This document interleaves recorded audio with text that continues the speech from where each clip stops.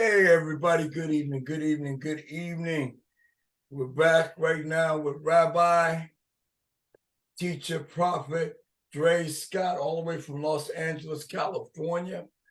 And you know what the topic's about. Black race.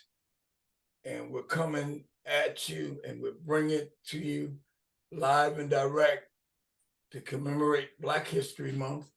Also, we're not only going to talk about our race, we're going to talk about the lineage that was passed down from Noah through Abraham, to the Abrahamic covenant, and on down to other races. We're going to talk to the Pakistanis. We're going to talk to the Indians. We're going to talk about the Chinese. We're going to talk about white America. We're going to talk about white Europeans. We're going to talk about the Latinos. We're going to go all over the place with this. We're going to show you also a root, kind of like where also the Nation of Islam actually started and how it had its roots also as well. We got to do Ishmael a little bit, but main purpose we're here to bring unity to the masses, because the Bible does talk about race. Now I understand some of you have another mindset where you say we're all the human race. Now you heard me loud and clear on part 2. I'm not liking what's going on here in this country. If we're going to be one, we need to act like we one. Do you get what I'm saying? Well, in order to deal with it, we need to be restored back, and we need to be unified. We need to kind of understand each other's culture and where we come from. You understand what I'm saying? That's why Brother Dray Scott is here. So I'm going to let him run the show, take it from here.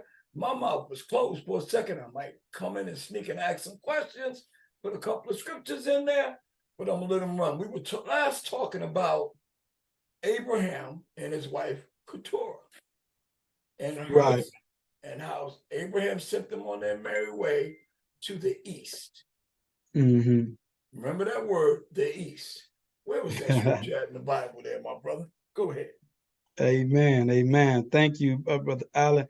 We were in Genesis 25, where it says, and Abraham left everything he owned to Isaac.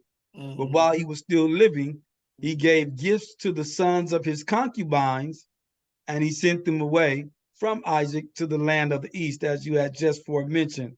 And we know that one of the concubines was none other than Keturah. And we talked about last time how these children of Abraham who went to the east, what was east of Canaan, was the Indus Valley.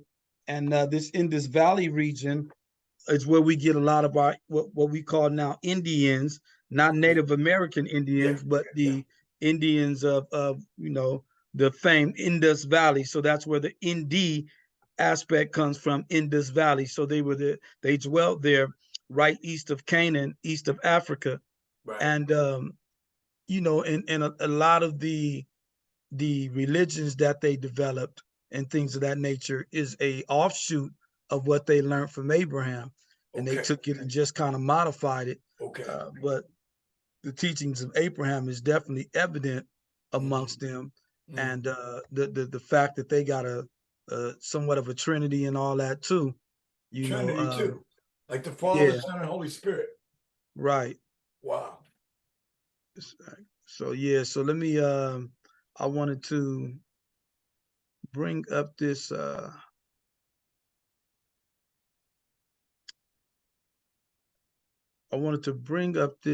Let's see, I had the scripture. My toolbar keeps getting in the way, so it won't let me.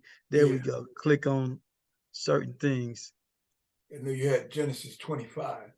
Yeah, we was looking at Genesis 25. That's the scripture that talks about Abraham dealing with Keturah and sending those children to the east.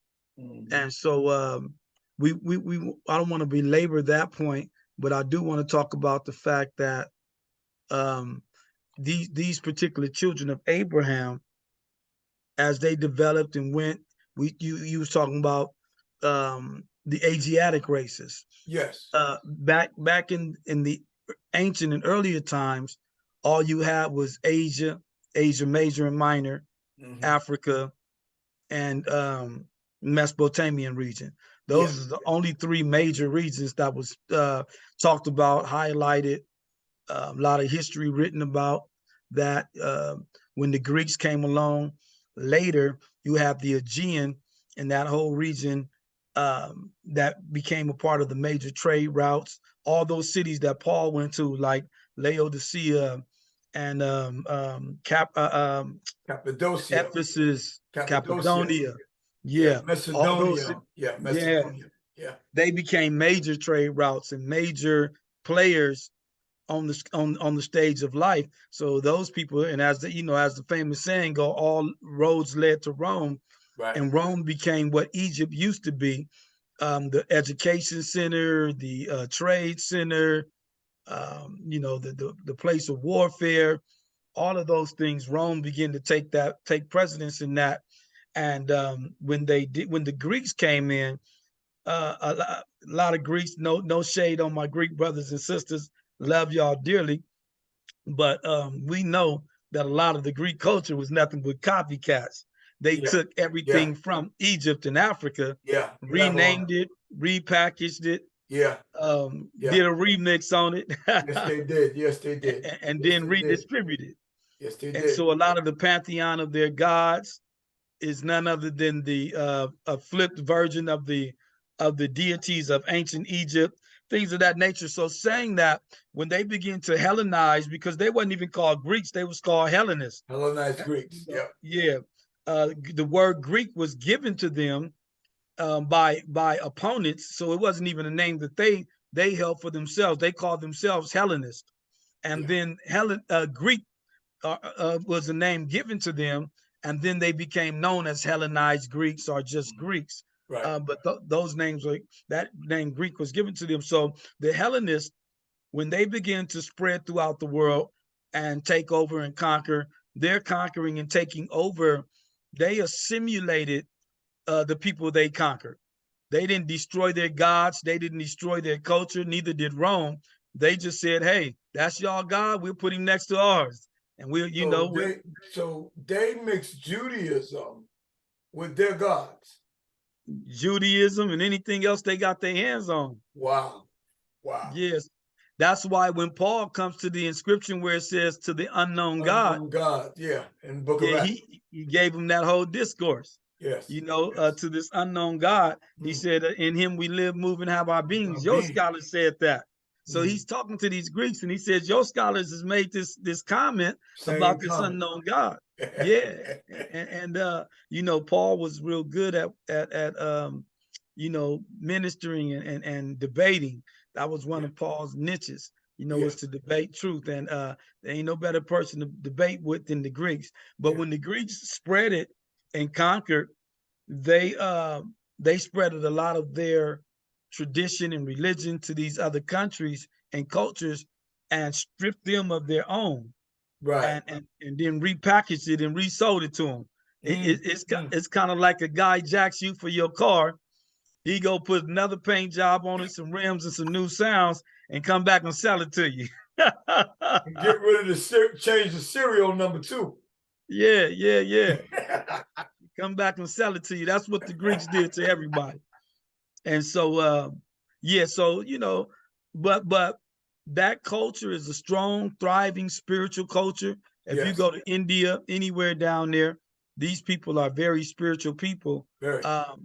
The original Sufis, was a Muslim group, but their tradition still to today is very close in a lot of things to original Hebrew mysticism, like the Jewish mystics aspect. Yes. They're close. I mean, real close. Yes. And it was a time in Safed, Israel, where guys like Isaac Luria and other Spanish brothers had a mix of Spaniards, Muslims from the Middle East, Christians and Jews all together in that one area. And the Moors was leading the culture. The Moors, the word Moor is another word for black. It means black. But the Moors was leading the culture. When they talk about the Magi who came from the east to leave gifts for the baby Jesus, baby Yahshua, we know good and well that it wasn't a white one, a black one, and a Right. a different one. All three of them was black. They all was Moors. They used the word magi here, but all three of these men was Moors And in the area that they. you're talking about the region in south of Spain where it connects into northern Africa. Right. You're talking about that region down there near Yes, Portugal and Spain, where those people were real dark and they mixed in Islam with the Latinos on over there. Yeah. I know about that a little bit. I traveled down there in Barcelona and had ran into some Latino Muslims. That was weird. I'd never seen that in my entire life until I went down there, man. Had nice conversation. Some of them scholars down there know the Bible better than us. Oh no, those people are sharp. They're sharp. They're on it. Mm-hmm. Definitely. Go right ahead, Prophet. So yeah, so you get them, and then you get. I think I had mentioned before too that there was a Chinese dynasty that was headed by a man named Sin out of Egypt, out of Africa, I should say. I believe Ethiopia. Yes. And he went to China and established one of the strongest and most powerful and wealthiest dynasties ever in the history of China. So they named a whole mountain after him. Mount Sin over in China is named after this black emperor who went there, and he no doubt brought them the teachings of Father Abraham. That's Zen with the Z, right? With the Z. No, Sin, S-I-N.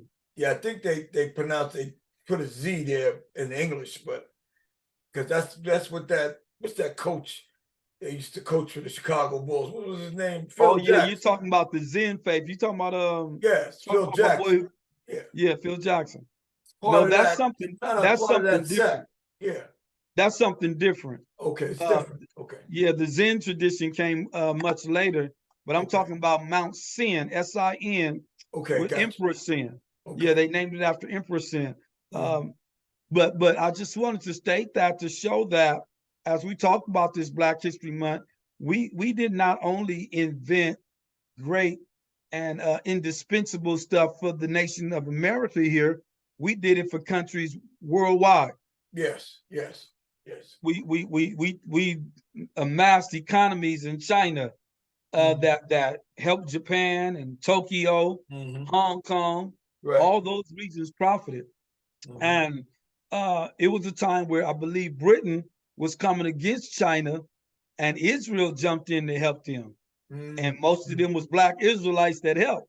And so they kind of know that they're indebted to us historically to that degree. And but the whitewashing of the world, the whole planet has happened.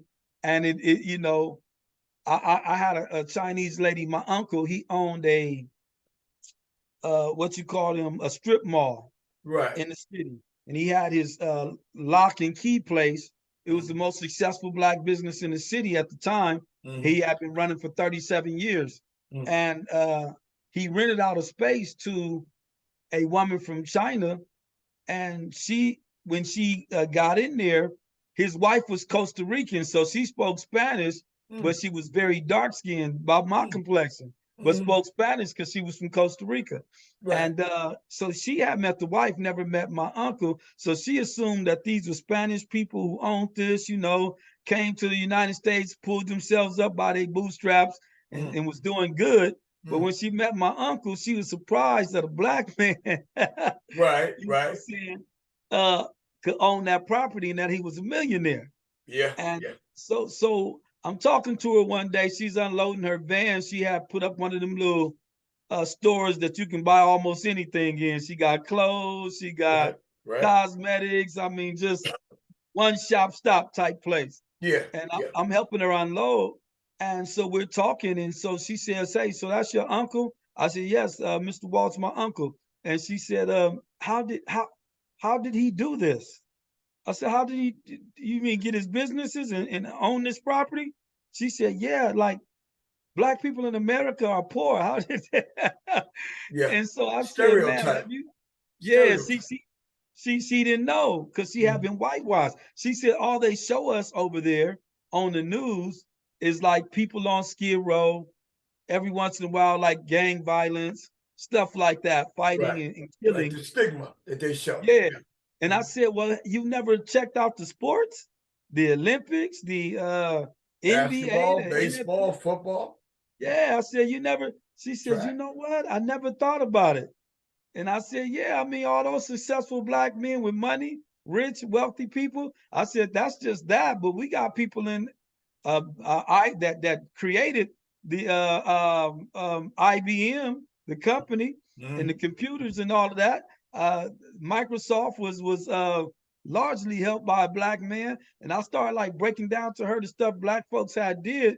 She was so shocked and surprised because Yes. she was just saying they whitewashed over there and they ain't taught nothing positive about black people. Yeah, they speak And very negative, and this is why we get looked down upon. yeah. Yeah. Yeah. But if truth was to be told, there's almost not a nation on this planet that don't owe something to our innovation, creations, and inventions. I mean, we didn't bless this planet, man. If it wasn't for us, people would have accidents at the corners. Stop lights. People invented that traffic light, man. Yeah. I mean, you got blood plasma, you know. You got inventions like the contraceptives, like hot water heaters, you know. You'd be freezing in your apartment if it wasn't for us. What you talking about? All that stuff George Washington Carver not only invented the peanuts, I mean, he had other stuff, other food items that people don't even know about, that he got honored for these things, but they tried to take the credit back, you know, just like the inventor of the light. Everybody says is was Bell? Alexander Graham Bell? Yeah. No. It was a brother that connected those two wires together, you know? Yeah. And also for the electricity, they try to say Ben Franklin. No. And they even got Thomas Edison did it. We're back in the mix. Now you have a new group of people coming to our country with different inventions. The Latinos came with the contraceptives. The Mexicans came with new types of machinery. Back when we actually started from the turn of the century up until now. So there's a lot of talent out there, man. Oh, man. Prophet, I'm telling you, man, if they could just be educated, I mean, we probably need to bring the inventions right here, you know, let them know who invented what, you know, right, between all the races, so everybody can see. We might have to go back into the history books here in America and re-educate. You get what I'm saying? It might goes out. It needs to be done. It really needs to be done. Needs to be done. Agriculture, how to plant. I mean, it started. Who were the slaves that were doing the work? Hello? I just read something about after the Emancipation Proclamation that Abraham Lincoln signed, that they gathered together some of the Southerns who was on the side of the abolitionists. They gathered a lot of black clergy together to decide, you know, wealth distribution, land distribution, and things of that nature. That's right. And they came up with the 40 acres. And when they came up with the 40 acres, they were asked if they wanted to do their own thing. Yes. And they was given land all the way from Florida clear up to New York to do it. And the whites, hear this, because I didn't know this just until day before yesterday. I was studying for another thing I had to do. And I just found out that the whites wanted to keep it integrated. Yes. And it was the blacks who chose to segregate in this particular region. And the blacks said, look, racism is still strong. We're still hated here in the South. We don't want to stir up nothing amongst the whites. We still kind of got this Jim Crow stuff going on. We'd rather go segregate. Down here in North Carolina. It's still happening right here in North Carolina. Wow. more inland with the local people. We're not knocking North Carolina. He said, my roots are from here in South Carolina. Well, you know, and I know, you know, I'm not afraid. You know, A-Train, you know, Alan Johnson. I'm in your face. I'm gonna tell you the truth. It needs to stop. The problem is, you got these foreign people coming over here, bombing the World Trade Center, doing all this, but we can't come together and unite. The problem is we don't know how to. But other countries have come here and set a pattern about how unity looks, but we're not paying any attention to them. We're just sitting back hating them. Oh, yeah, the Mexican. He started 3 months ago. Now he got a store. Oh, right. This one, the Arab came over here. They were poor. They were working for $5 an hour. Now they got this big old hotel. But how did they do it? Came together. We got to do the same thing here. United we stand, divided we gonna fall. Right. Yo, I mean, you know me. You don't know me. I'm about unity. I'll be in your face. You gotta stop looking at their skin color. You gotta stop looking at a person. It's like my man said. You judge a person by his character, by who he is, his person. But let's get back to this lesson. We go. Good stuff. I think it needs to be said without a doubt. Needs to be said. Yeah. And I'm gonna come back with them inventions on part 4. I'm definitely gonna come back with those inventions. Y'all, you don't know about your people. Part 4, and if I don't dig something out of the hat right now, you're gonna know. Okay. Go ahead, hit him, prophet. Yeah, so when we started talking about, we was talking about on the last segment, the sons of Noah. I'm glad you cleared up that cursed be Cain thing, or cursed be Ham, because Ham was never cursed. Right. Cain was cursed, but then when you try to say that all black people, let's just go real quick with this narrative, just for the sake of argument. Let's say Cain was cursed, and that curse passed on Cain. We can take that. But now, what about the other 3 sons? Cush, Mizraim, and Put. Libya. Yeah. Yeah, none of them was cursed. None of them had an issue. Nope. So the reason why they had to lie and say Ham, cursed was Ham, is because now it's going to be hard to explain the success of the Egyptians. Right. It's going to be hard to explain the wisdom of Ethiopia and the power that they had. And it's going to be hard to refute Libya and all that has happened in that region. Come on. So how can you say these people have been cursed? So then they have to go one step. You know how Mama told you, you tell one lie, you're going to have to tell another one to cover the one you told. To cover the next lie, they had to try to say Egypt wasn't even in Africa. Oh, that's right. Well, Charleston Heston was Moses. Charleston Heston played Moses. And Cleopatra was white. Elizabeth Taylor. Lady that played Cleopatra and Sheba, whatever. Elizabeth Taylor. Elizabeth Taylor. Married 9, 10, 11 times. Come on, man. So these are the kind of lies that they have told. And this is why they had to say cursed be Ham. But if we read the Bible, like you gave it to us the other day, it never said Ham, never even mentioned Ham. He said cursed be Canaan. Canaan was cursed because he went at Ham, not Ham at Noah. Noah wasn't a farmer. Noah was not a vineyard. He didn't even drink. He made the ark. He built boats. Yeah. How can he do 2 things? And then when he woke up, he said, I saw what my younger son did. His younger son. Right. Was her younger son. So the ones that actually might have been talking about and trying to twist it, they probably was the one that's supposed to have been cursed. That's what it sounds like to me. Because Japheth was the younger son, because Noah got up after a stupor and said, look what my younger son did to me. He pointed at Japheth, not Ham. But the Bible said all 3 sons are blessed. Yep. So how can it go from Ham to Canaan? Canaan would have had to do something in order for the curse to be on them. Because right now, ain't no more Canaan. It's Israel. Right.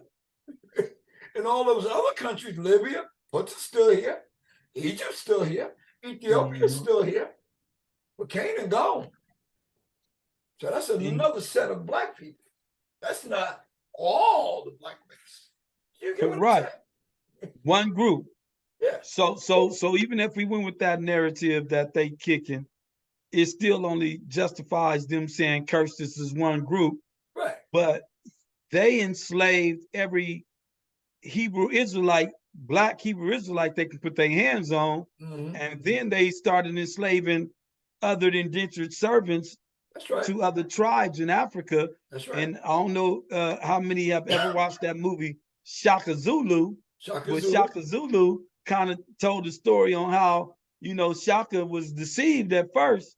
They came over there with them guns and that gunpowder, and he said, "Oh, I like that." Yeah, you know, and he started messing with them and found out, man, they double cross you, lied to you, and then tried to enslave his people. It's like, oh, nah, man, I'm finna fight for mine. But you know, that's the way it was going down. But you have the Arabs in the slave trade. Right. And then let's talk about this one. I think we need to discuss because it's right in line with what we're talking about, these other nationalities and people. You had black Indians. The first group of Native Americans was black. That's right. That's right. I know some right there in Oklahoma right now. Yeah. Because right there, I lived in Tulsa, Oklahoma for several years. I went to Bible college out in Tulsa. And I looked at the history. I asked some of the blacks about their history up there, especially in the north side of Tulsa. North side of Tulsa, you kind of don't want to mess around, man. You got some angry black folk up there. You know what they're mad about? Since 1865. Remember when they set the black people free? They had three ultimatums. Either they could stay with the slave master and get paid, go back to Nigeria and Sierra Leone and still carry on their American last names. It's the only two nations where you'll find Africans with American and British last names. I'm serious. Right. Liberia and Sierra Leone. You can either go back there or you can go back in the middle of the United States out there with the Mojave people and all that stuff and all those people that's in the middle of the United States. And what they did, the black men went out there and discovered oil. They discovered petroleum right in the middle of Oklahoma. That's where the original black Jesse James came from, was in the middle of Oklahoma. Had black cowboys out there. Right, right. Rich. They were successful around the 1870s, 1880s. Even in Tulsa, they invented Black Wall Street back in 1888. I studied about this stuff. They were successful. When the white man found out that they were successful, they came and took the land away from them. Right. Took every last thing. Am I right, Tulsa? If Tulsa's listening, Oklahoma, you know what I'm talking about. We had this discussion when I was there under Dr. Oral Roberts. We had this discussion. We talked about your history, and you're angry because they took the land away. And whatever they had left, profit, whatever they had left, they had to just pull up themselves from their bootstrap. And because the Indians weren't there to protect them, because first the Indians were there. Then the Indians let them go. They went back to their reservation. They let the black man go. And they came and took everything from them. Just like that. Just like that. Before the turn of the century. And then they say we lazy, we don't want to work, we violent, all we want to do is crime. Man, that, we was leading the nation doing right. And like you say, when you start burning our stuff down, taking it from us, you know what I'm saying, robbing our banks, doing all the stuff that they was doing, it left us in a position to where, okay, we want to pull ourselves up by our bootstraps, but you keep taking our boots.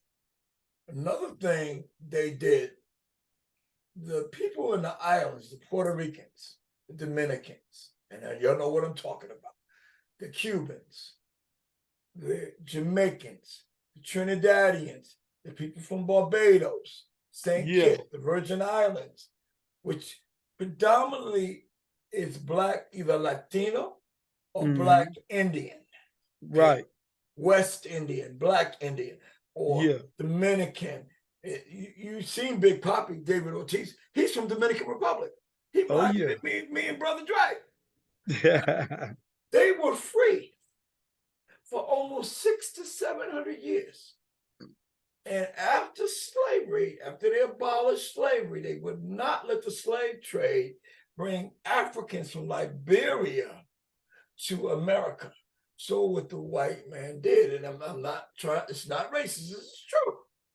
Right, stating facts. My ancestors' country and persuaded them to come to this country. But behind the scene, you were thinking, more workforce. I can bring this workforce over here and make some money with these guys. They're hardworking. So they tricked us into slavery again. They tricked us back in. We were free when we came, but we still got treated like slaves when we came. Right. And they tricked us back. And among those few were the honorary Marcus Garvey. Yes, sir. Jamaica around the turn of the century, way before Martin Luther King was even born, because Martin Luther King was born the same year my daddy was born, 1929. Yeah. Around the turn of the century, the 1880s, the 1890s. Let me tell you what this man accomplished in this nation. Talk about it. Marcus Garvey, because he's not in the history books. The whites don't want to talk about him. He was public enemy. He was considered the turn of the century public enemy #1. You know the group Public Enemy. Oh yeah. He was worse than that. He had a whole Gestapo of people. They dressed in their uniforms. These guys were militant. They were sharp. Right. They were sharp. The women dressed in all white, had their bonnets on their head. The guys were standing there with their uniform, with that big hat. I mean, he had the thing rolling. Let me tell you something. He stood up in New York City to him. He stood up in New York City to him. And it was the first civil rights movement ever in America. But you talk about Martin Luther King, Marcus Garvey, the Jamaican, was the first. Among the people that they brought here, they enslaved them. They had them all along the coast, from Florida, from St. Augustine, where Ray Charles was born. That's, matter of fact, Ray Charles' lineage is Gullah or Geechee, okay? All the way up to South Georgia, to Jackson. Right. All the way up to the south part of South Carolina, where my people are from the Low Country. All that Beaufort, St. Helena Island, Ladies Island, right there, where that Marine Corps base Paris Island is. All the way up to Charleston, were people from Jamaica that were brought here, people from Trinidad that were brought here, people that were from the Dominican Republic, but only the blacks. Yeah. People that were from Puerto Rico, they were black Barbados. too. They had them all here along the coast. The only way they can get back at the white man, a lot of them worshiped and did voodoo.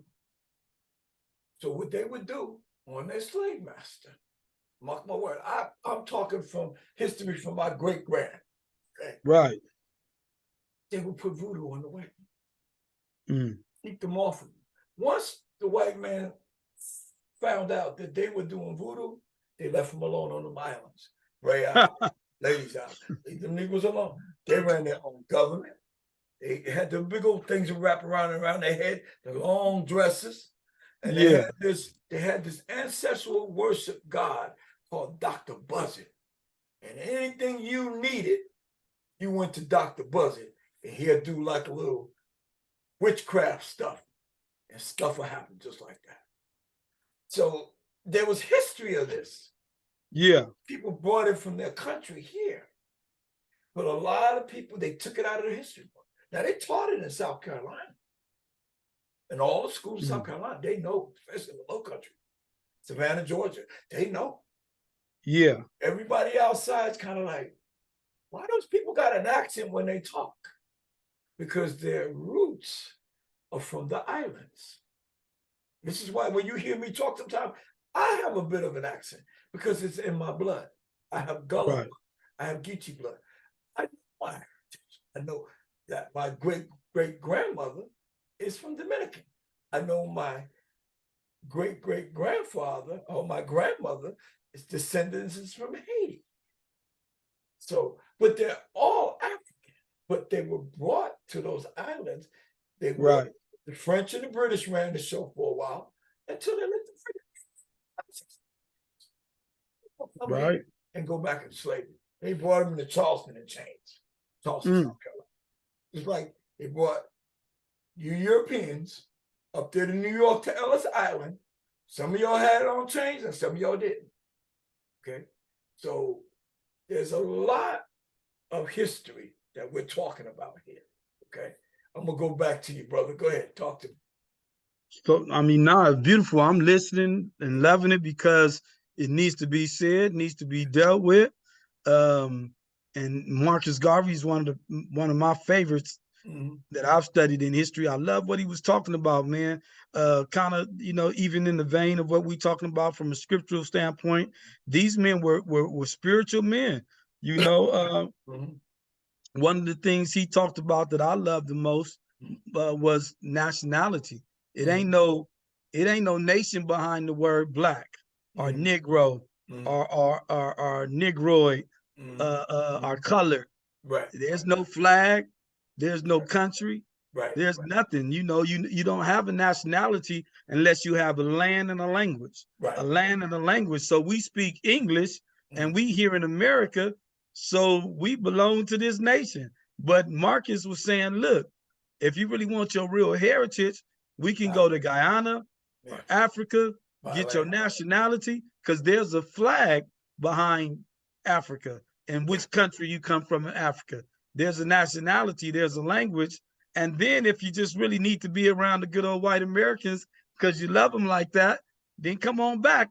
But you still got dual citizenship. Go ahead, yeah.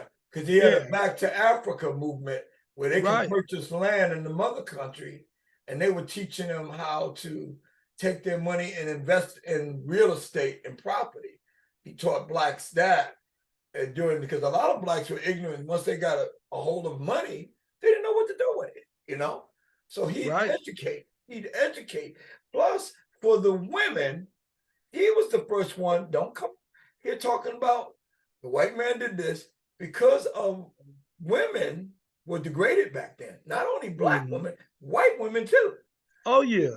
He fought for the freedom of women to go into the military, for women to vote, because back then women couldn't vote. Women could not smoke cigarettes. Women couldn't do nothing. They were beneath the man in any family.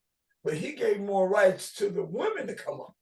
So if it wasn't for a lot of the stuff that Marcus Garvey brought, because he was really trying to bring the people together as one.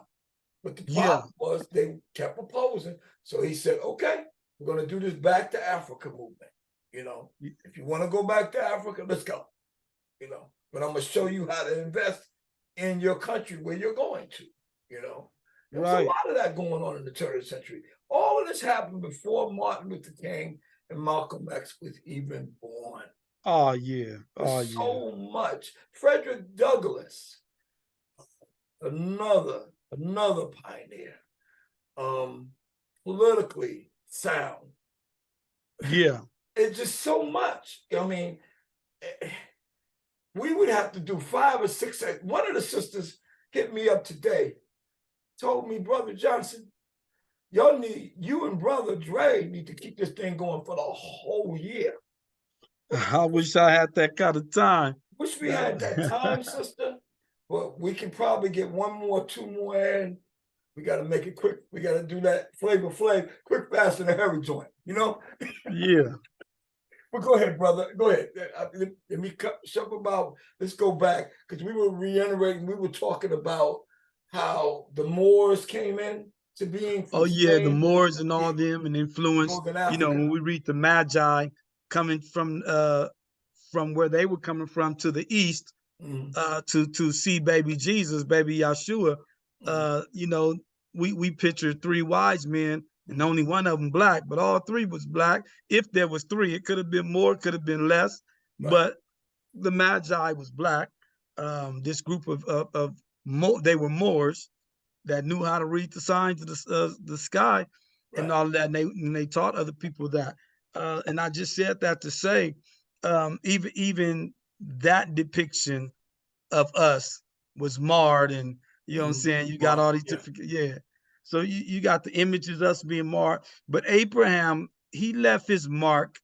His children left their mark, and he blessed all of his children. This word "blessed" doesn't mean just to say God bless you. Yeah, give me money and all that. Everybody Another got way that to money mentality all the time. our money. Yeah, This word "blessed" means that he gave them a spiritual heritage. He gave them some kind of inheritance. This is why they had to leave away from his son Isaac, so that they wouldn't take his inheritance or infringe on his inheritance. So he gave them something, and his greatest heritage was his God. So I'm the God. God even said to Isaac, to Jacob, "I am the God of your father Abraham and of Isaac." So if the creator himself is saying, "I am the God of Abraham and Isaac," then all of his children had to get that same thing. And so when he let these people go, these children of his go to the Indus Valley and regions beyond that, these people took a God knowledge or the blessing of their father Abraham with them. And that's important, because we would ask, why are some of these religions so close to each other? Even the name Krishna, to Christ, yes, having the same root and the same root meaning, the anointed one, but he's a product of that in this valley region. Now these wise men that you talked about, there was a tribe in Israel called Issachar. I believe some of the Magi were part of the tribe of Issachar. They can tell you times and seasons. They had prophetic gifts, and they were men of renown in that particular time. And a lot of them came out of Egypt. But they were men of God. I mean, of the true and living God, of Elohim. Right. Can you talk about them a little bit too in Issachar? Oh, well, definitely the tribe of Issachar. They were the leading tribe in astrology. They knew what a thing called astrotheology. That was their claim to fame. Abraham knew a little bit about it. This is why Yahweh told him, he said, "Look, I want you to go out and look upon the stars of heaven and count them. Yes. So shall the number of your seed be." Yeah. He wasn't telling him to count the trillions of stars that are innumerable. True. What he was telling them was to recount the zodiacal, or what was called the Maserat from the Hebrew. Right. Look at these 12 houses that the sun must travel through. Those are your descendants. Right. Now, don't get it twisted, y'all. He's not talking about the astrology of the devil. Now, there's a scripture in the Bible, I'm trying to remember from in Bible Job college, and it talked about God.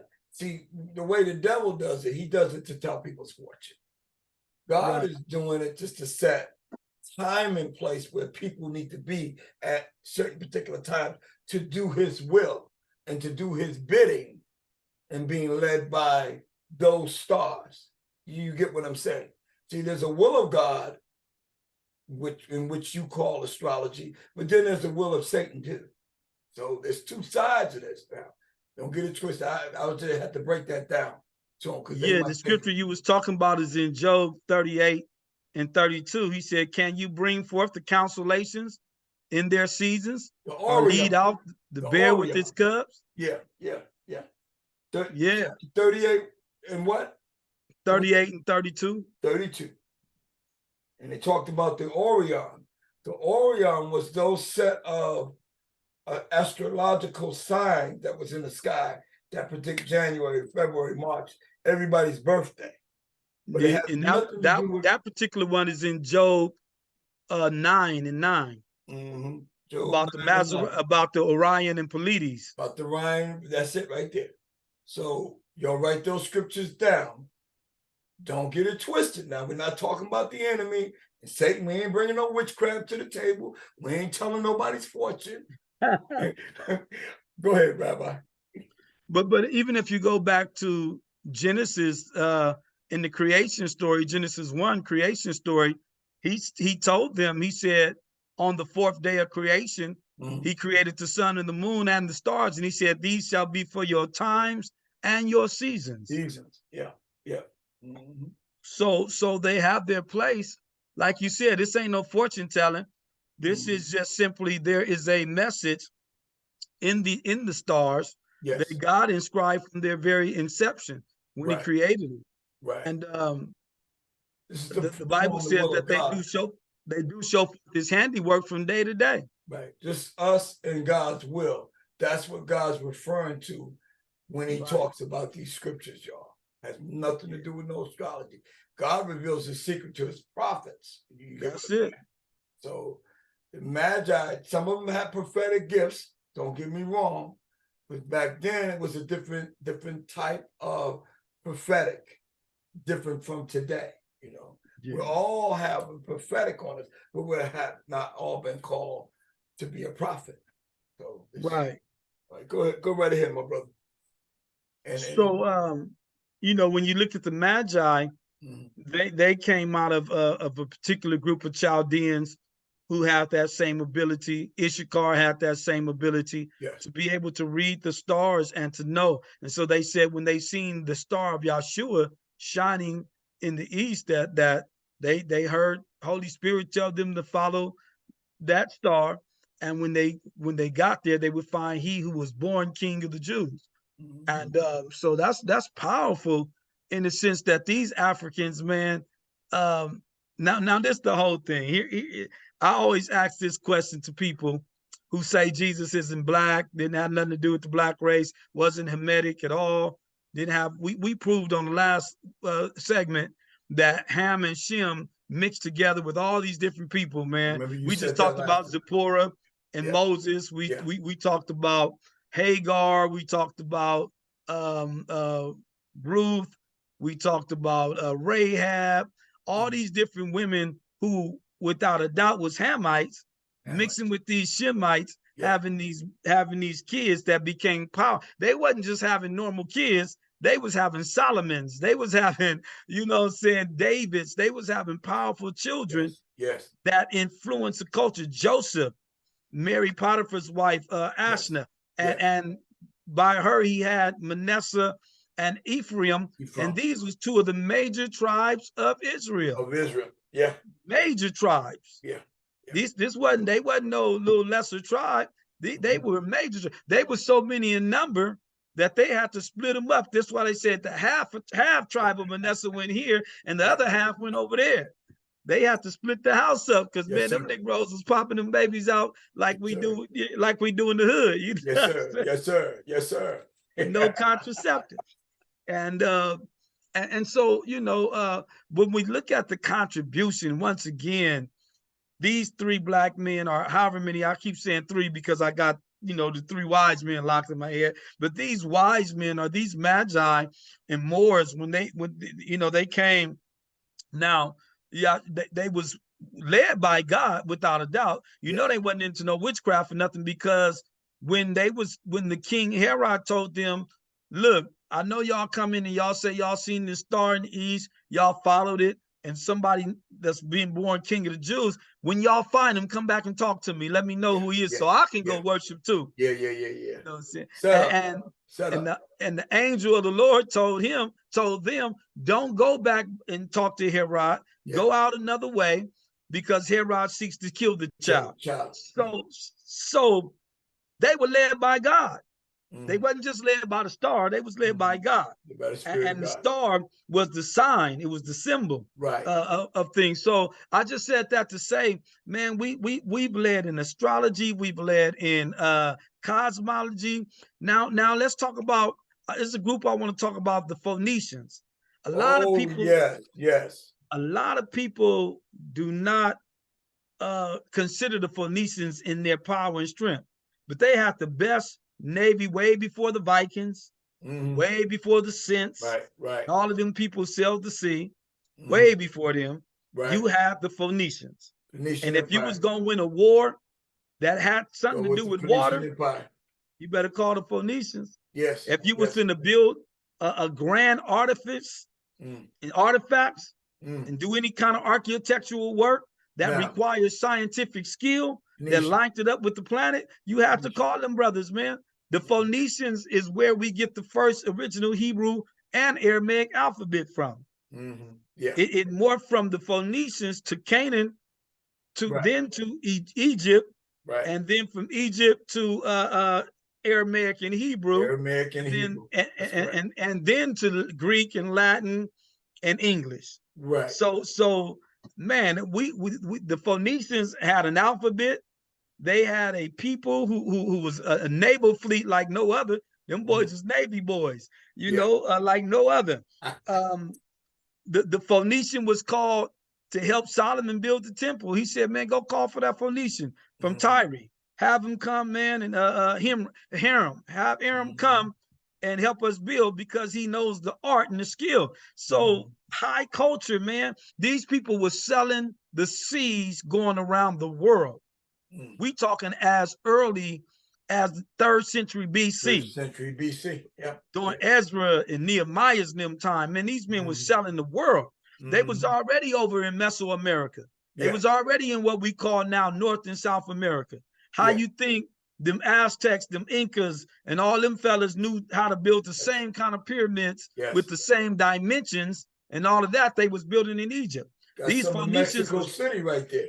Yeah, Mexico City, Ecuador, Perugia, all these places, man, Central and South America. Honduras.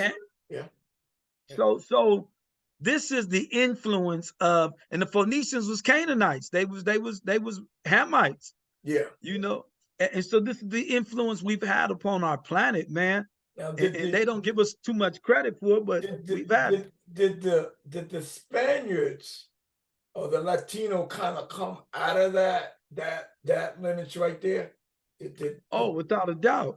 They came. Let me tell you who most modern day Hispanics are.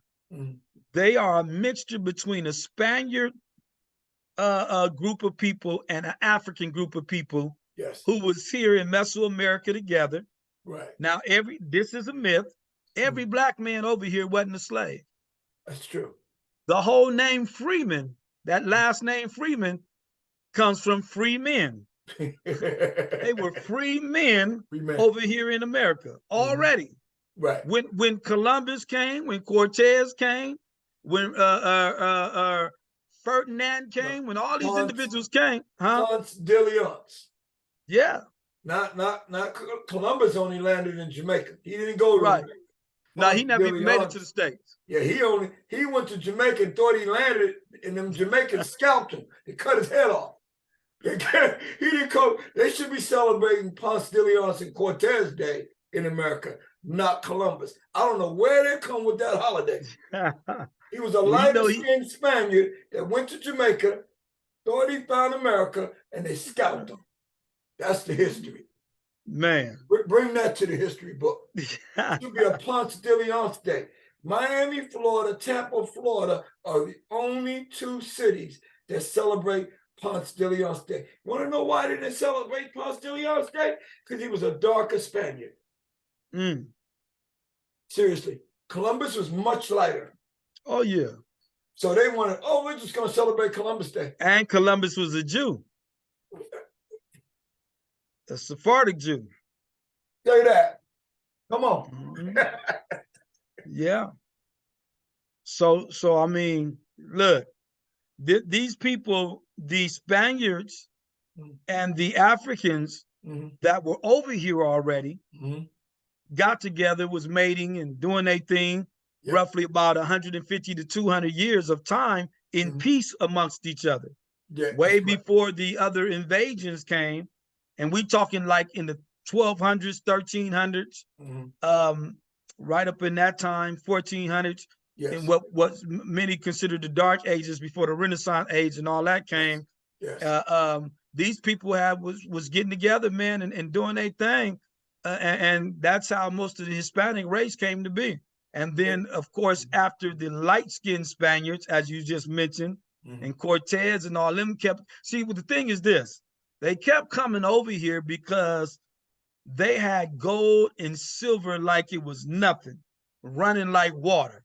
And they estimate that they excavated over $6 billion worth of gold. Yeah.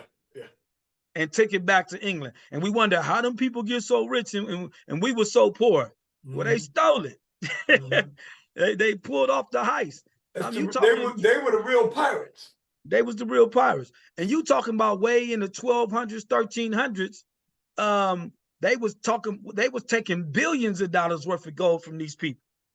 But the people had no use for it as monetary. They didn't have a monetary use for it. They used it in ceremonies. They used it in their building structures. They used it to make spiritual what you call amulets and different things. You know, saying sundials and these people was elaborate in their worship. That's their whole culture was worship, just like the Africans, because they have brought a lot of that over here.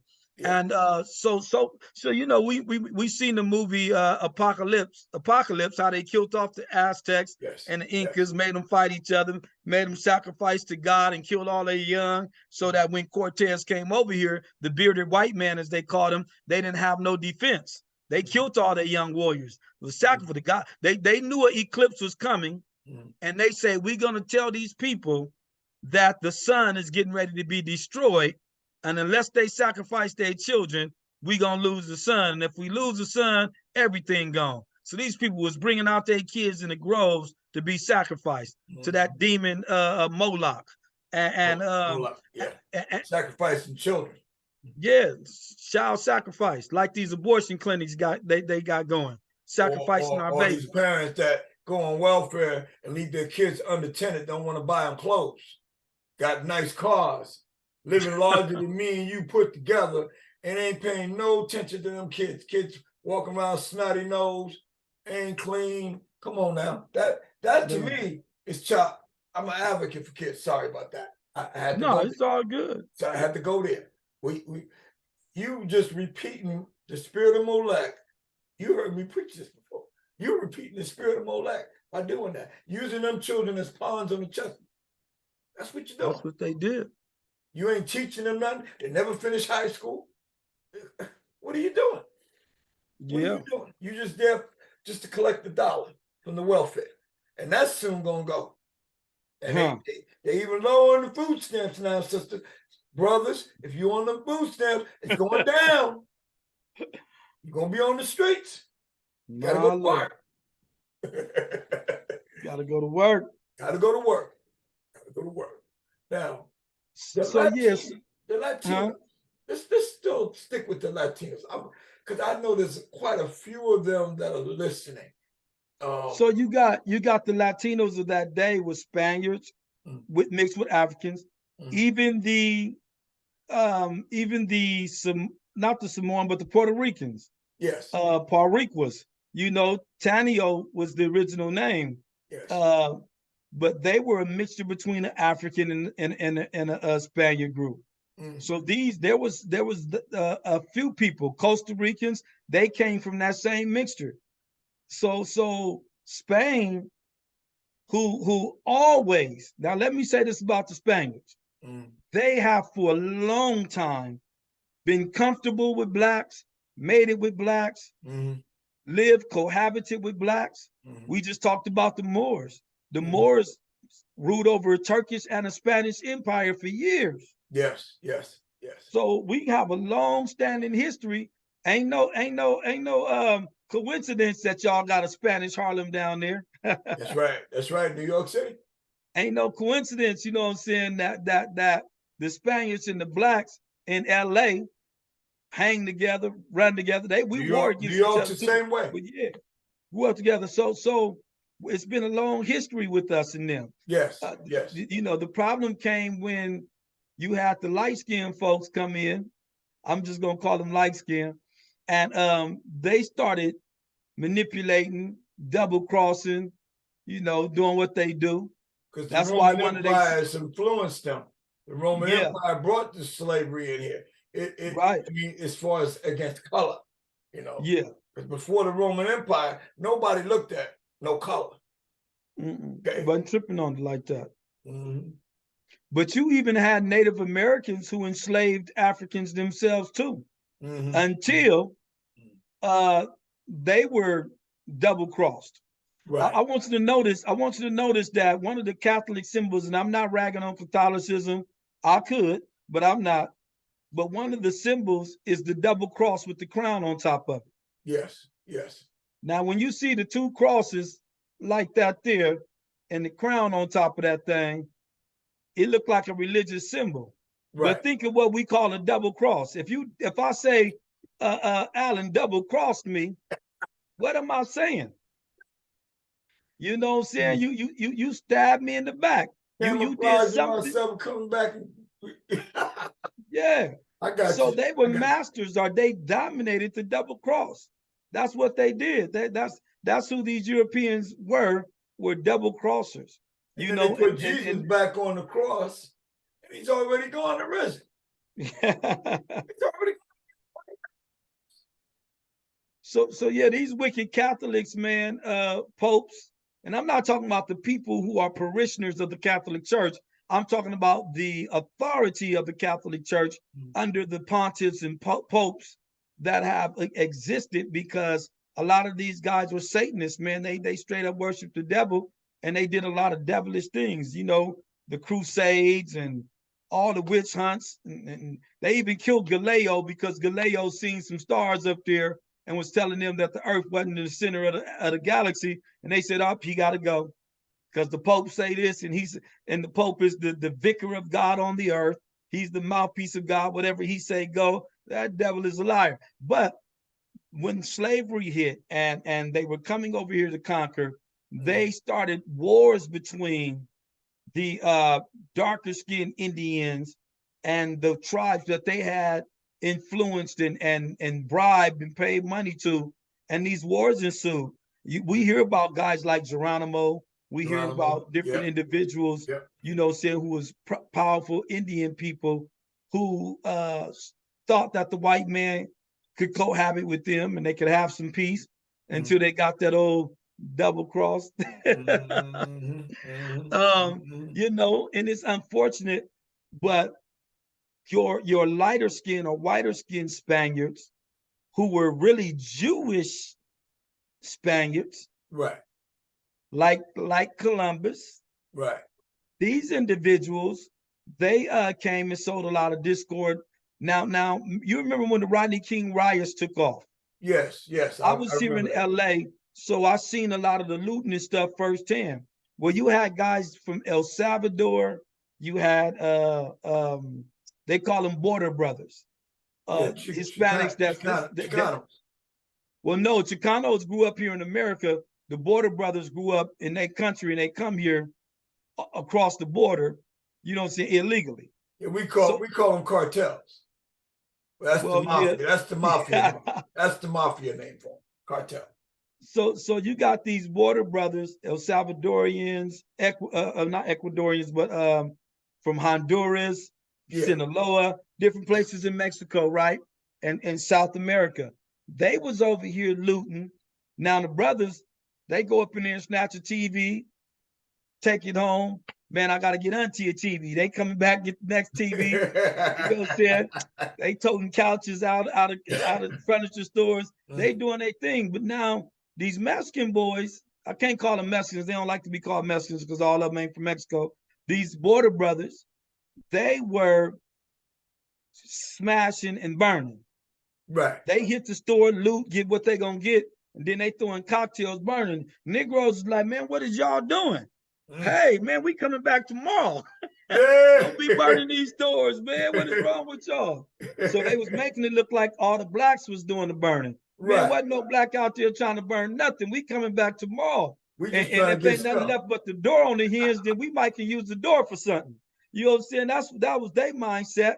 So when I seen this, I was in college. I was at Cal State LA at the time, and my professor wanted all of us to kind of write on it and talk about it.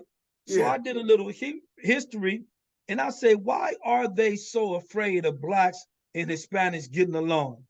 LAPD has done stuff like had their Mexican police officers dressed like Cholo Chicanos and go shoot up a neighborhood in Compton, go shoot up a neighborhood in Watts, and say that they was the South Lows. Yeah. And it ain't nothing but the LAPD off duty gangbanging.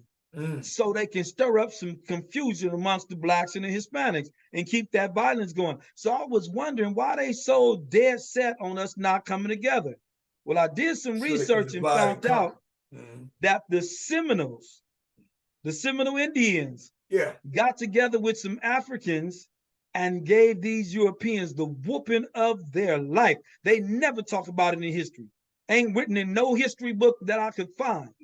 But I found it in some documentation, and I took it to my professor, and he was shocked. He said, man, where did you find something like this at? I said, I first seen it on the internet, then I went and found it in a couple of these books that's not even in print and publication no more. So he said, wow, man. He said, I'm going to take this and I want to do something with it. He did a whole newspaper article out of my report. But in that report, it shows that the Seminole Indians and these Africans got together. Now, a lot of the Indians, like the Blackfoots and Sioux Indians, they didn't want to fight at night. They felt like, you know, give your enemy a waking fighting chance. Right. Don't sabotage them at nighttime while they sleep and in their tents and so forth. Well, these Africans and these Seminoles said, look, they didn't poison us with chicken pox, did all kind of stuff. Dirty, low down. We not giving them a fair one. We finna waylay these cats in the middle of the night. And that's what they did.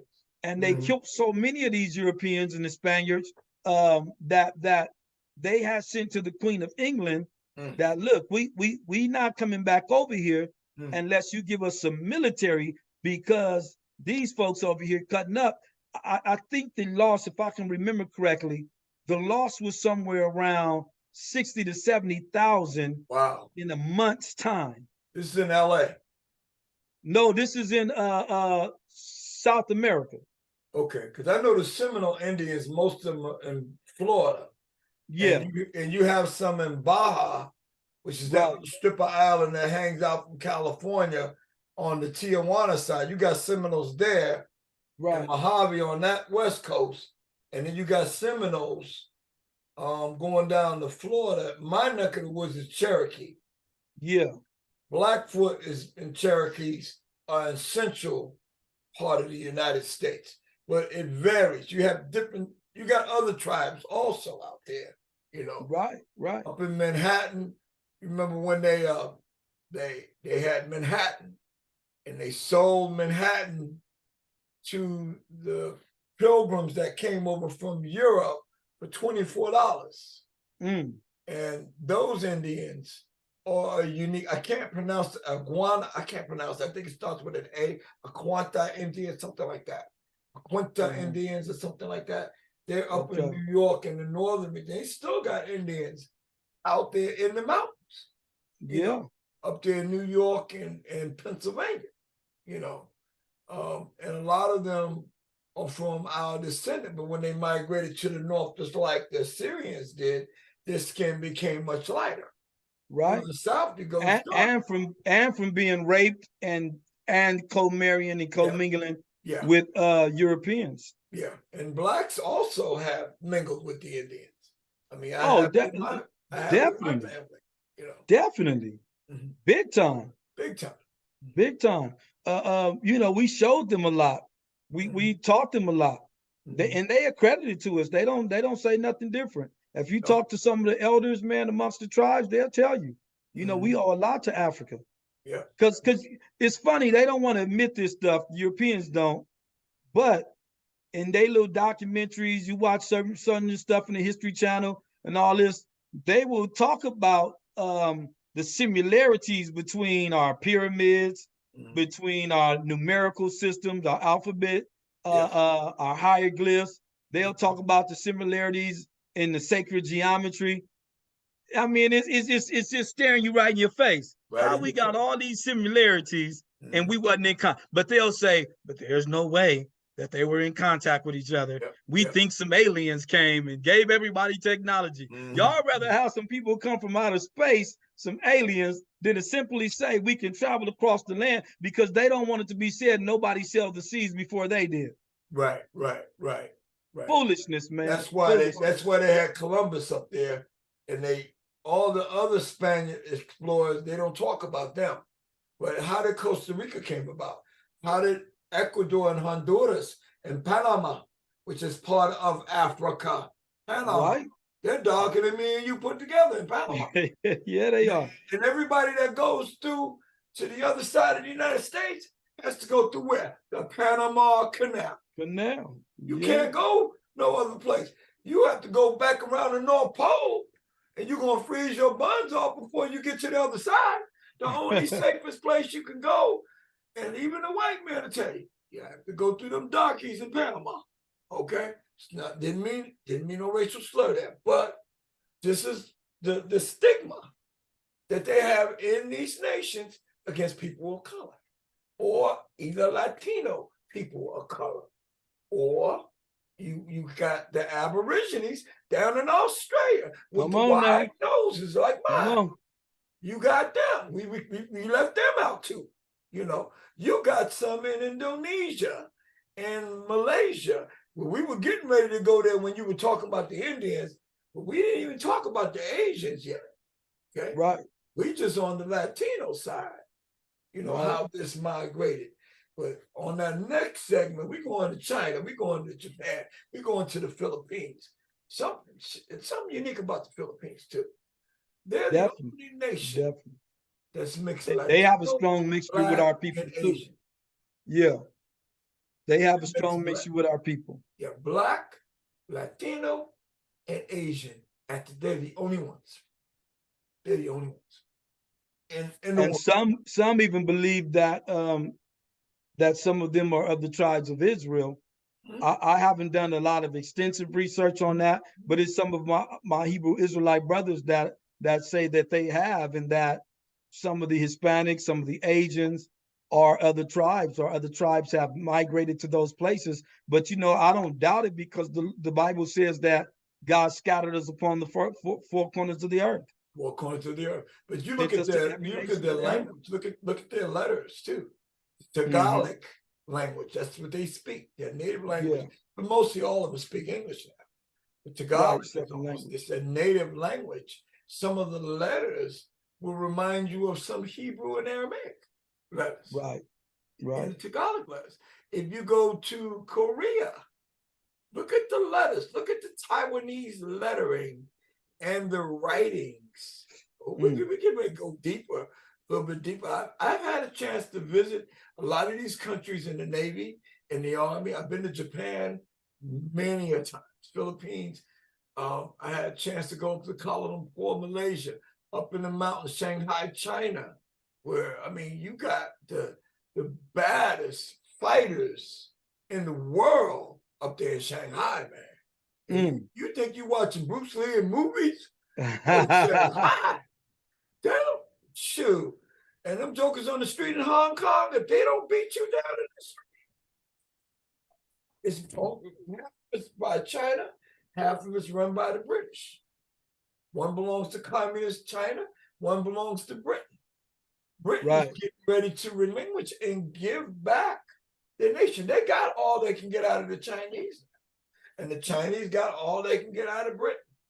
So they're getting ready to part ways, and China's getting ready to be a revolution by itself. Yeah. So it's a lot of this. See, a lot of you, I mean, you sit back, you talk about how bad the white man got us, and I'm talking to blacks, talking to you.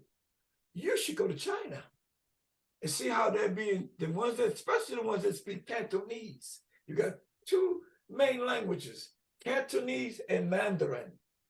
Right. Cantonese are considered the low end of the Chinese. They get treated like crap, like slaves.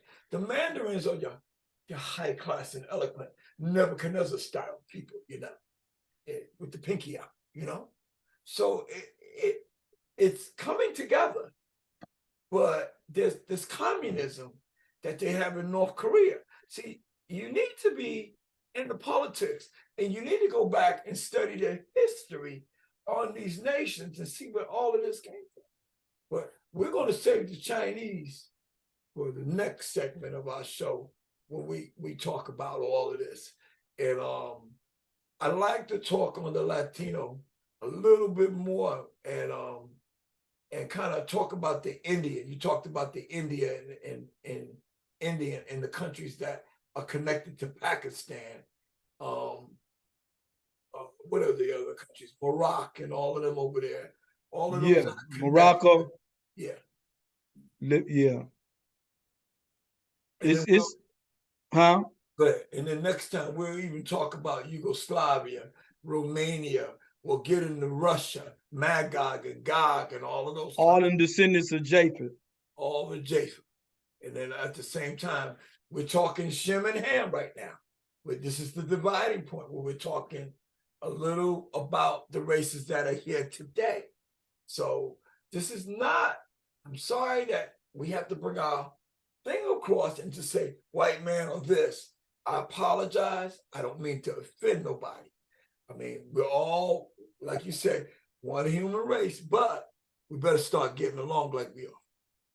Amen. If we can start getting along like we are, I can say we're one human race. But to God we are, but we got to get together down here. Now, brother wanted to continue to talk in reference to the Spanish and the Latino, and then a little bit with the Pakistanis and the Indians. And we're going to take 2 steps away and get out of here after that. Go ahead, my brother. I'm sorry.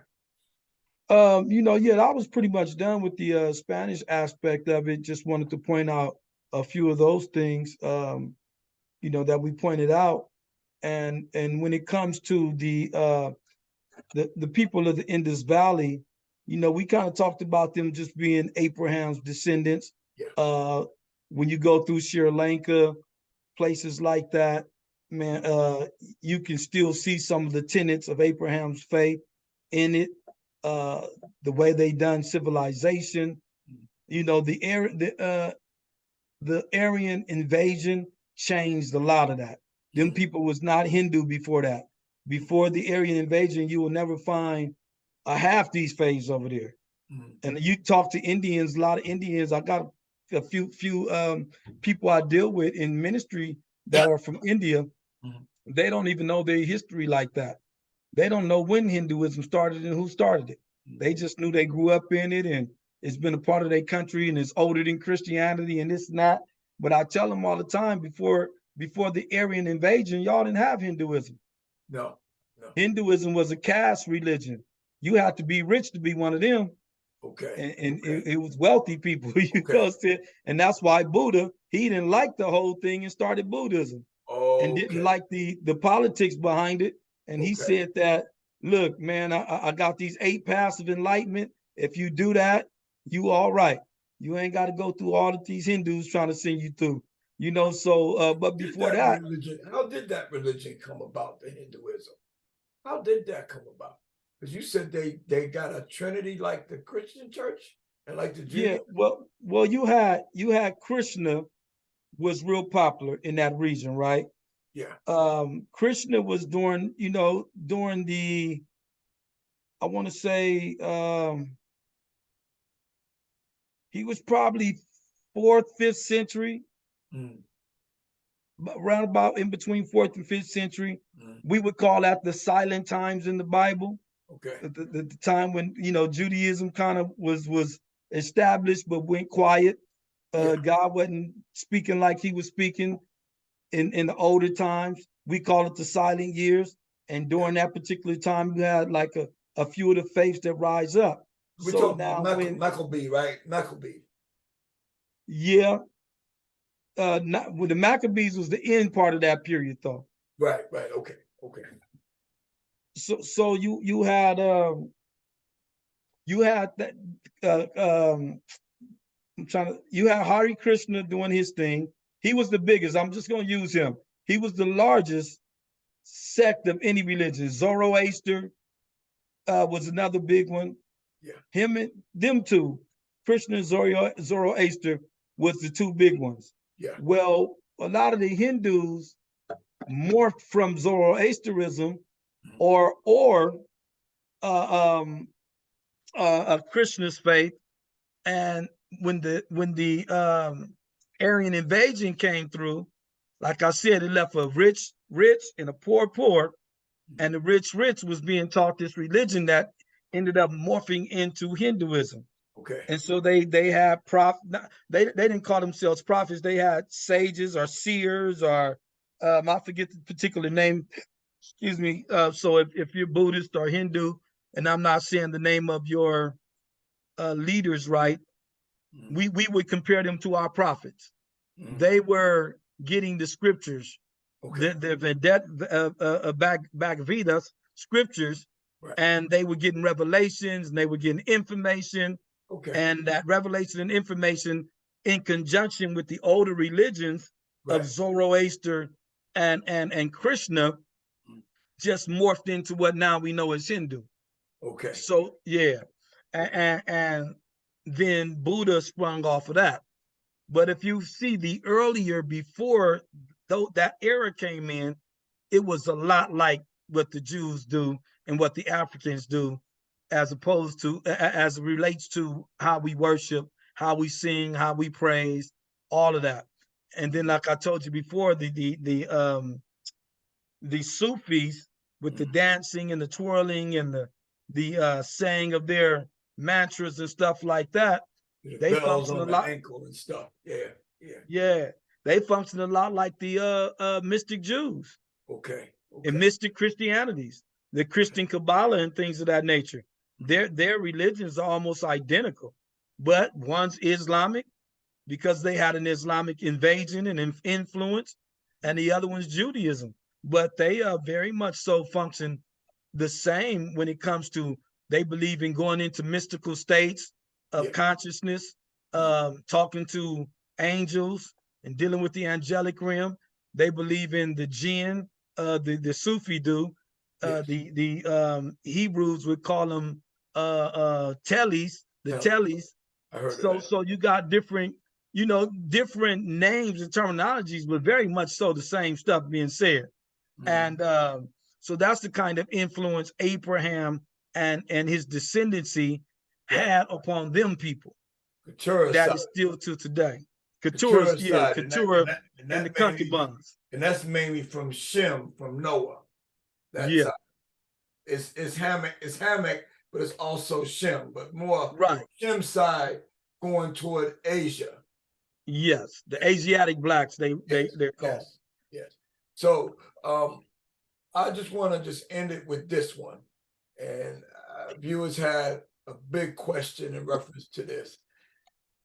And how did Islam mix in with the Indians as well as the Asians? I've noticed when I was in Malaysia, there are a bunch of Malaysians that are into Islam and not Christianity. And Southeast China, predominantly Southeast China, or South China in general, are mostly all Muslims. How did that become? Just like Christian evangelism spread it, Islamic evangelism. Ishmael has something to do with that too, because I read in that scripture the lineage of Ishmael. So do you think that might have had some influence with that too? Oh, without a doubt. If you see how I talked to a lot of Muslims about this. Ishmael was not a Muslim. Right. Ishmael was a son of Abraham, and he practiced the Abrahamic faith. Muhammad brought that later on. Muhammad brought 600 Islam. BC. Yeah. But because Muhammad and the Arab people are so prominent, they are credited with pretty much going their lineage back to Ishmael. And so they say Ishmael was then Muslim, but you will never find that. No, Islam didn't even exist at that time. Yeah, because the Phoenician, you mentioned one point about the Phoenician Empire being in power at that time, but I know Ahab and Jezebel was part of that Phoenician Empire at that time when Elijah was prophet.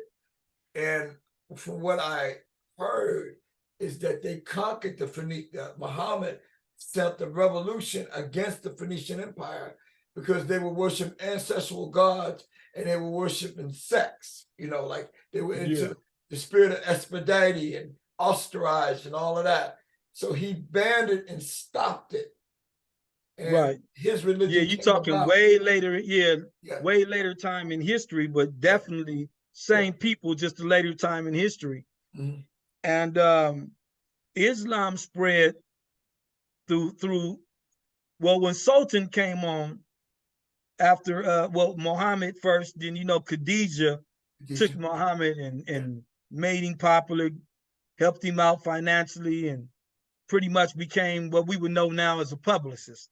She became his publicist along with being his wife, and made sure that the Queen of England financed him and everything. See, a lot of folks don't talk about that, but the Queen of England financed Muhammad. That's how Islam was able to spread. Then when Sultan came along, he was her sword in the so-called Middle East. And the reason why I say so-called, because ain't no such thing, is just Africa separated, the mainland of Africa separated by the Suez Canal. Talking about another canal, we was talking about the Panama Canal, but the Suez Canal separates the mainland Africa from the northeast part of Africa, which is what we know as Iran, Iraq, and Israel. Yes. But they all Africa. Yeah. Canaan was in Africa. They took the land of Canaan, renamed it Jerusalem, and gave it all the other names. So we're not going to play them games like we don't know where it originated from. We know exactly where Canaan was at. We know exactly who Canaan was. He was a Hamite. They name meant black and burnt skin, so forth and so on. So anyway, you have the where was I going with that? I was talking about the invasion, like when Islam came into when Sultan began to advance Islam, what they did, they used to just have the crescent moon and the star representing justice and reciprocity, things of that nature. But then they added the sword. Now you see the sword. Yes. And then they came up with a phrase called jihad. Yeah. The jihad, the sword, was you can destroy the enemies of Allah and the enemies of Israel. And they said the only way they're going to have peace, justice, and reciprocity is by the sword. Now, this is another reference to Ishmael, because he tells Ishmael, your sword is going to be against every man, and every man against your sword. So, and you're going to conquer by your sword. You're going to have peace by your sword. So they're saying we're Ishmaelites, and this was the promise given to us. So let's pick this sword up and not be a peaceful people, like y'all know peace, but gain our peace through the sword. And so that's what they did, quite like the Europeans with their conquest. So that's why they got along just good.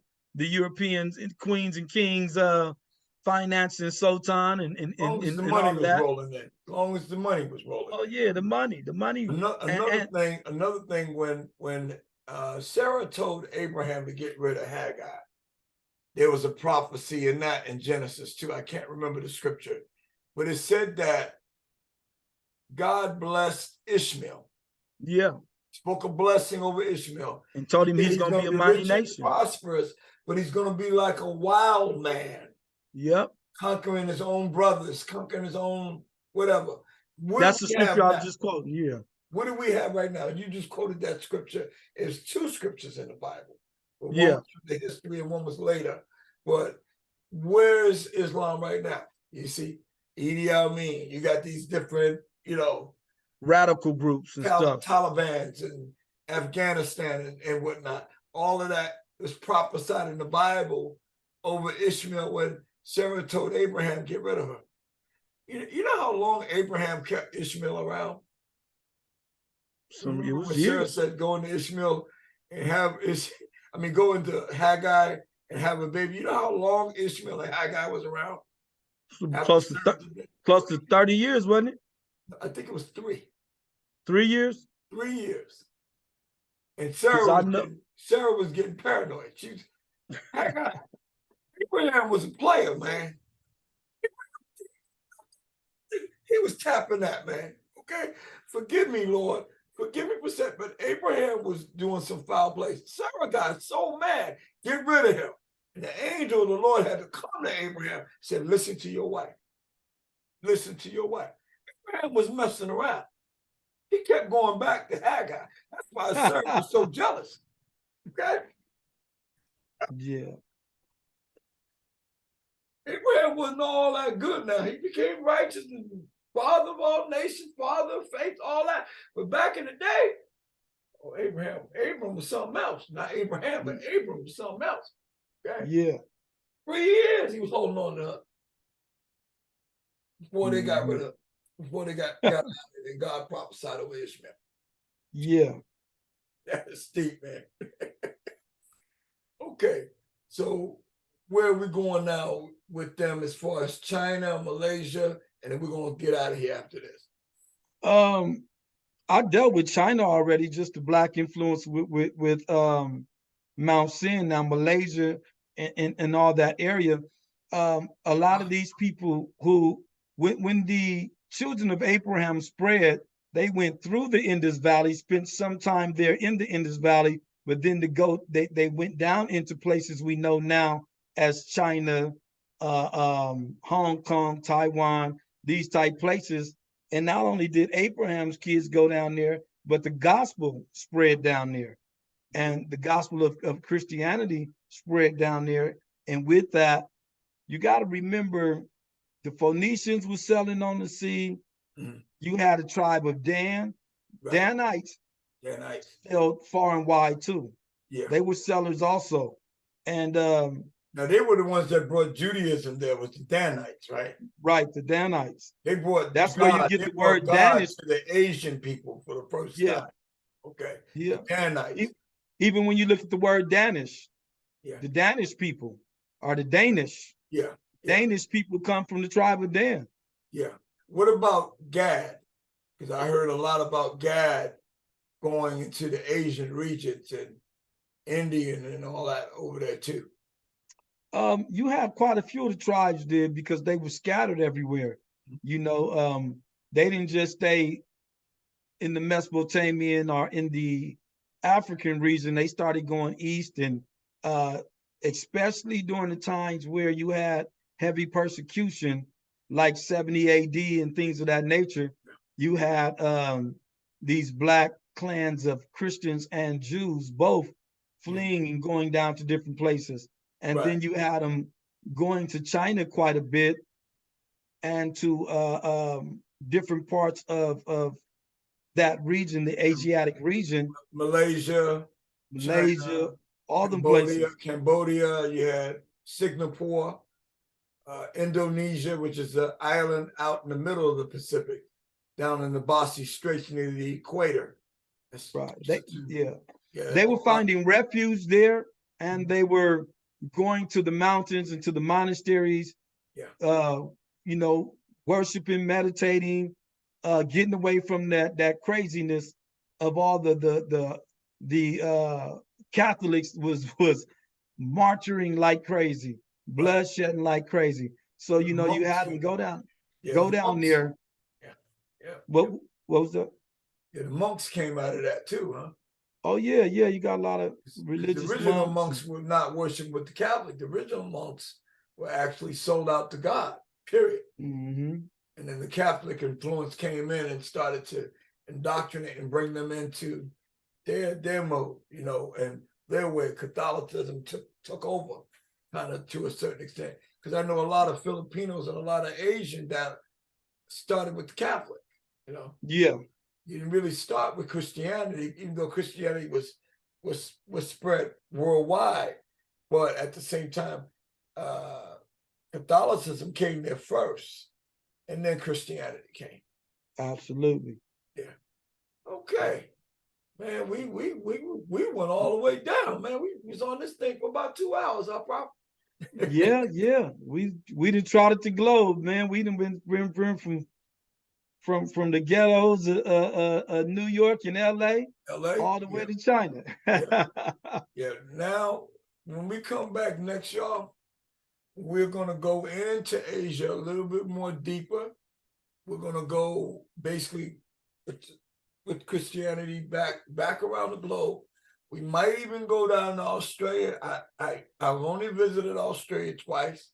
I don't know, and I'll be honest with you, the history of Australia. I know England has something to do with it, but I've done some study on the Aborigines. Maybe we can go there and see how, because I know out of the apostles, when they traveled, they mainly stayed around Europe, Southern Europe, Asia, Asia Minor, Africa, and these nations. Some have even came with the explorers to what we call the island of the seas, which is Cuba, Jamaica, Barbados, here on this neck of the woods. Most of those Spanish explorers that my brother was talking about didn't actually discover America. They discovered the islands out there. And that's how those islands came into being, and they mixed with the natives of those islands. So some were run by the British, some were run by the Spaniards, some were run by the French. Florida was strictly all Indian until Ponce de Leon, and Cortez came actually later after Ponce de Leon to discover the other side by Pensacola and where Mobile, Alabama is. Some French explorers came and discovered where the Louisiana Purchase is. I don't know. I'm going to go back and I'm going to get some studies. I got to go back in my history book on some of those French names that landed where Louisiana and South Texas, because all of that used to be the Louisiana Purchase, all the way up to really Alabama and Mississippi. All of that was Louisiana Purchase before it was a state. So Georgia actually belonged with Florida together. It was no Georgia, okay? The Carolinas was run strictly all the way through, all the way up to Virginia. Mountains, Cherokee Indians, okay? So there's so much history in this that's showing all of our races together. Now, later on, we're also going to talk about the Italians, because in Acts chapter 10, Peter had a problem with racism. He didn't like people of color at all. And he was up on the rooftop. You all know it. God let us sheet of animals. Kill and eat, Peter. 3 times. He said, I ain't eating that nasty stuff. He said, kill and eat. He said, Lord, you know I ain't messing with that nasty stuff. That ain't about me. And when he let down from the house, God had already spoke to Cornelius. He had already told Peter to go meet this man, go to Cornelius's house in Italy. Now, you got light-skinned Italians. Yeah, okay. But I was in Italy. I was stationed there. Around Milano and Florence, Rome, South Italy, Sicily. The real mafia are Black. I've been all down in those regions and those islands in the Mediterranean. They have the Sardinia is another island belonging to Italy. Then you have Corsica, which was inherited by Napoleon, which belongs to the French, where they speak a mixture of Italian and French. They have a flag, and their flag in Corsica is a Black man with a blindfold. It used to be over his eye, but lately, over the turn of the century, they put the bandana around his head so his eyes can see. I'll talk about that the next time. So with Sardinia, you have a flag with 4 Black men on it. And there's a red cross in between it. I'm going to tell you what that means. I'm going to tell you the history and where that comes from. And it's vitally important what happens in that Mediterranean Sea, because the Mediterranean Sea used to control all of civilization all over the world, including what's going on down here in Israel, including what's going on where the Assyrian Empire migrated from the lineage of Japheth, which was Noah's son. And when they migrated up to the northern regions, their skin became lighter, where the Caucasian people came from. We're going to talk about that. But I want to bring the monotony together, because all in this, you're going to find Jesus Christ. The Catholic Church was in it. But the main source in what I'm trying to bring the unity together between the nations is because it's all about Jesus Christ. Yeshua HaMashiach. And we're going to get ready to take 2 steps forward and get out of here, people. I love you. We're going to come back with part 3. And we're going to dig in the Bible just a little bit deeper. And we're going to come back with this a little bit later on. And yes, sir. You had something to say, Rabbi, at the end to conclude this? No, sir. We ready to close it on out, and we've covered a lot of terrain. And blessings on this Black History Month. Yes. But as we say, it's Black History Month every month. But, you know, as they set this aside for us to kind of dig into some stuff like this and bring some stuff to the forefront, I appreciate Minister Johnson for bringing this to the forefront and talking about some stuff that we don't talk about every day. We normally talk about Dr. King and, you know, them type individuals, and they bless beautiful people, but we got a much richer history than post-slavery. Yes. We got a rich history pre-slavery. Yes. You know, and so glad to be able to deal with some stuff like this. And we're all in it together. Like my cousin said, yeah, we're all one human race, but we got to learn to get along. Mm-hmm. Rodney King said, can't we all get along? Okay. Yeah. Once we can get along, once we can understand and, you know, restore, then we can unify. But we didn't reach the restoration part yet. Some of us, we got it. Okay. But it's better to know history to know where you're going. Right. Especially for the Black man that thinks that there's nothing else and there's something more. Even if they try to slap you back down, you're going to have to work 3 times as hard. And you're going to have to get up as hard as you fell. Get your stuff back. If it's not where you at, move someplace else and get it. Because your kingdom has to be established in this earth.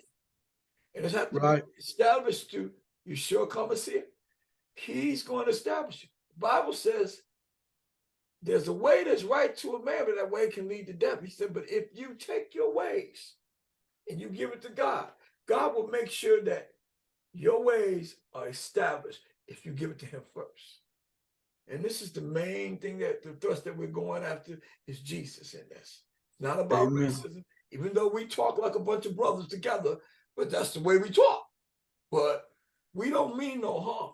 My wife is Caucasian. Don't bother me. I don't have a racist bone in my body. But the truth is the truth. You got to tell the truth. It is what it is. And a lot of us we swept it up under the rug in American history. We swept it up under the rug under Mexican American history. We swept it under the rug under other nations' histories. Because we don't want to admit that we were here first. Okay? And that's what it's all about. But at the same time, if we can understand each other's culture differences, right, and unite, then we can become what my cousin was saying, that human race that God wants us to be. We got to take 2 steps to really get out of here. You have something else to say there, Rabbi? No, sir. No, sir. Okay. So we're out here. And remember, Jesus Christ is Lord. Adonai is Lord. Amen. All right. Peace. Shalom. Shalom.